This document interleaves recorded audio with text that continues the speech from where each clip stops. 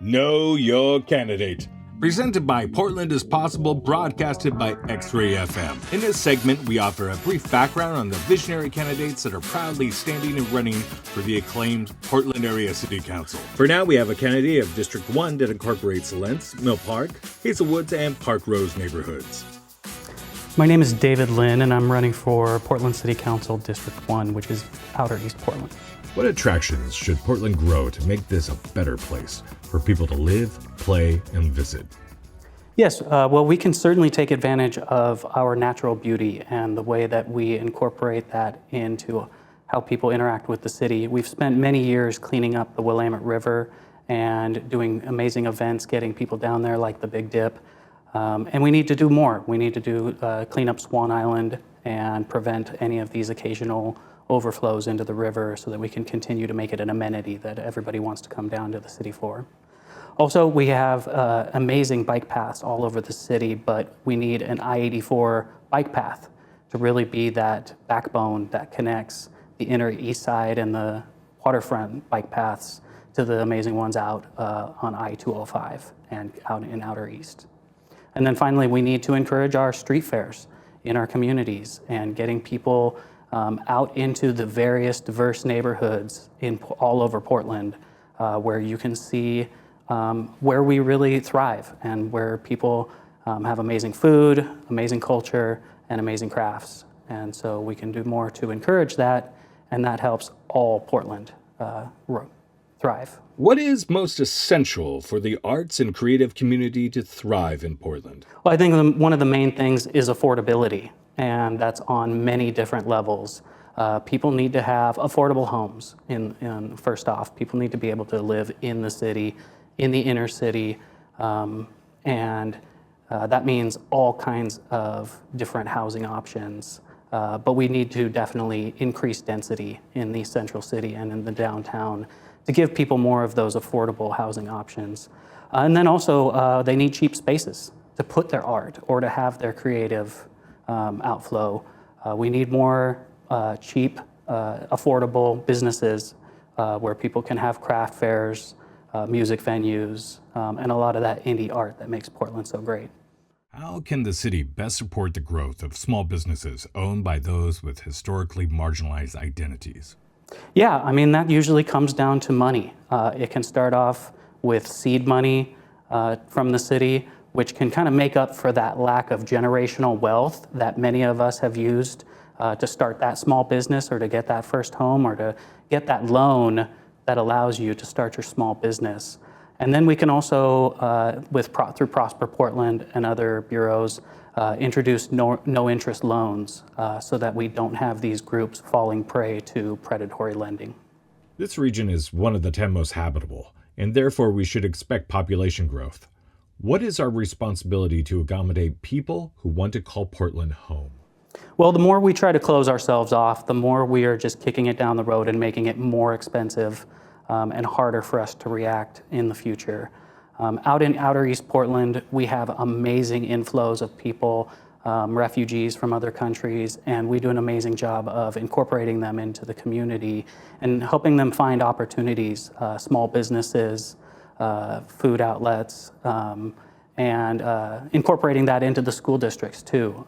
As a school board member for the Centennial School District, we've really tried to expand our options and really cater to the incredible diversity of our city, especially Outer East Portland. Also out in Centennial, as president of the Centennial Neighborhood Association, we have been doing some groundbreaking work in neighborhood resiliency hubs. So helping people prepare for not only the big earthquake that we keep hearing is going to come, but helping people be resilient through the more increasingly frequent heat waves and cold waves. What part of the district do you expect will change the most in the next 10 years?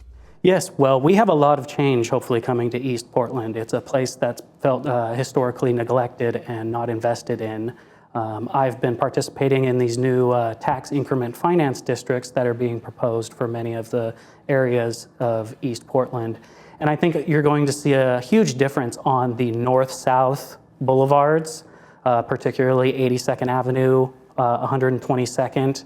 We are going to turn those from very car-centric kind of through places with a lot of strip malls into places that has housing density, small businesses, walkable neighborhoods. And so we're going to see a lot more people walking up and down those boulevards like 82nd and 122nd.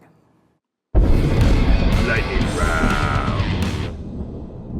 What restaurant or food cart is totally underrated? Well, I have to give a plug for out on Outer Division, Nara Teriyaki. If you're looking for a teriyaki sub sandwich, they are hands down the best one in town. When I worked down here in the Lloyd District, it was Koi Fusion. Having that, the bulgogi burrito was one of the best lunches. And then you'll see around town sometimes Annie's Churros, which are some fresh piped churros, which are just amazing. Would you describe Portland as more grunge, more jazz, or more indie pop? Well, I was born and raised here, and it's always felt like more of a grungy type of town.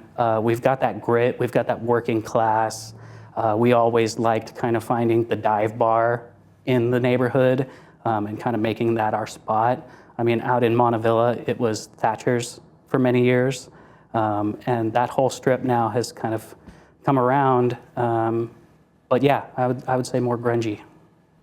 Should the President Teddy Roosevelt statue come down? I think we can get a lot more creative about how we have conversations around our public monuments, and particularly what we honor and don't, and how we can look at history with both the good and the bad in how we do these public monuments. What place in town that more people should know about? I would absolutely say East Division, Southeast Division.